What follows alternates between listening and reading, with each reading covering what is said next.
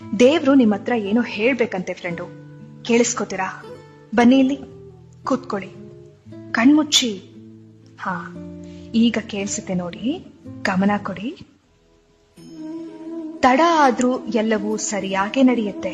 ನಿನಗೆ ಏನು ಬೇಕೋ ಅದೇ ನಡೆಯುತ್ತೆ. ನಿನ್ನ ಬದುಕಿನಿಂದ ಕೆಲವರನ್ನ ನಾನು ತೆಗೆದಿದ್ದೇನೆ. ಅವರಿಗೆ ನಿನ್ನನ್ನು ಪಡೆಯುವ ಅರ್ಹತೆ ಇರಲಿಲ್ಲ. ನಿನ್ನ ಪ್ರಾರ್ಥನೆ ನಾ ಕೇಳಿದ್ದೇನೆ, ಹಾಗೆಯೇ ಅವರಾಡಿದ ಮಾತುಗಳನ್ನು ಕೇಳಿದ್ದೇನೆ. ನೀ ಕೇಳಿಸಿಕೊಳ್ಳದೇ ಇರುವ ಸತ್ಯಗಳು ನನಗೆ ಕೇಳಿಸಿದೆ.